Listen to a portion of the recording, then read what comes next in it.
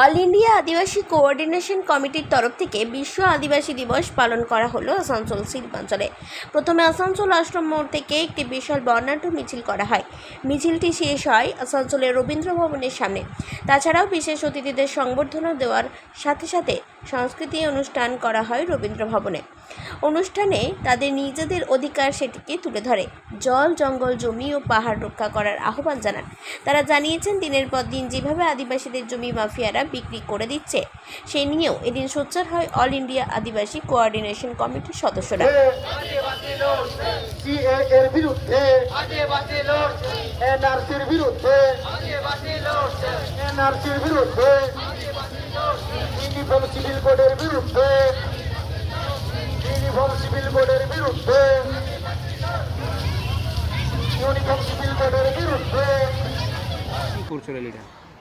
আজকে যে উদ্দেশ্য নিয়ে করছি, যেটা রাষ্ট্রসংঘ থেকে আদিবাসী দিবস মানে অ্যানাউন্সমেন্ট করা হয়েছিল, কিন্তু ওইখানে ভারত সরকার এই আদিবাসী দিবসে ঘোষণা করেনি। আমরা যখনই ওখানে 2004-এ ঘোষণা হয়েছে, 2005 থেকে আমরা কিন্তু এই আদিবাসী দিবস আদিবাসী কোঅর্ডিনেশন কমিটির সহযোগিতায় এবং পরিচালনায় আমরা এই আসানসোলে আরম্ভ করি, পশ্চিম বর্ধমান ডিস্ট্রিক্টে। আমাদের উদ্দেশ্য, রাষ্ট্রসংঘ যে জন্য আদিবাসী দিবস ঘোষণা করে, সেটা হচ্ছে আদিবাসীরা হচ্ছে প্রাকৃতিক পূজারী। আদিবাসীরা গাছ গাছড়া বন জঙ্গলকে রক্ষা করে, এবং এখন যে ওয়ার্ল্ড লেভেলে যেসব মানে যেটা উষ্ণতা বাড়ছে, গ্লোবাল ওয়ার্মিং যেটা বাড়ছে, ওটা কিন্তু গাছ গাছড়া অভাবের জন্য হচ্ছে। আর ওনারা উপলব্ধি করেছেন রাষ্ট্রসংঘ থেকে যে গাছ গাছড়া যদি বাঁচে, তাহলে আমরা মানুষ বাঁচতে পারবো না। তো অ্যাকচুয়ালি গাছ গাছড়া যদি বাঁচানো হয়, তাহলে আদিবাসীকে বাঁচাতে হবে। তো আদিবাসীদের যেসব অসুবিধা, যেটা থেকে আমরা ধ্বংস হচ্ছে, সেটা হচ্ছে জমি থেকে উচ্ছেদ হচ্ছে, স্বাস্থ্য ভালো হচ্ছে না, শিক্ষা ভালো হচ্ছে না, ফলে চারিদিক থেকে আস্তে আস্তে বিলুপ্তির পথে যাচ্ছে আদিবাসীরা।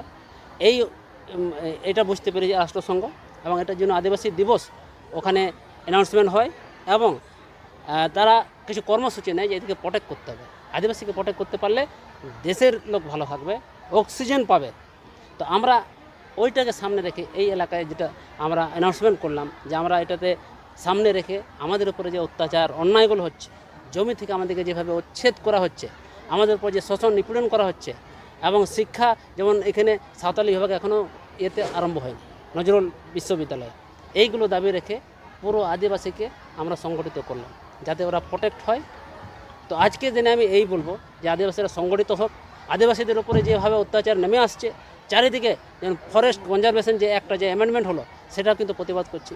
ইউসিসিএ এটাতেও কিন্তু আমাদের অনেকটা ক্ষতি হওয়ার সম্ভাবনা আমরা দেখছি, কারণ আমাদের কালচার সম্পূর্ণ আলাদা, আদিবাসীদের টোটাল আলাদা। প্রাকৃতিক পূজারী আমরা, আমাদের কালচার আছে, আমরা কারো কাছে ধার নিয়ে আমরা কালচারটাকে রাখি না, আমাদের নিজস্ব আছে। আমাদের মিছিল আজ থেকে আরম্ভ হলো আশ্রম মোড়, আসানসোল থেকে আরম্ভ হয়ে রবীন্দ্র ভবনে এসে শেষ হয়েছে। আসানসোল থেকে সঞ্জয় যাদবের রিপোর্ট, 99 নিউজ বাংলা।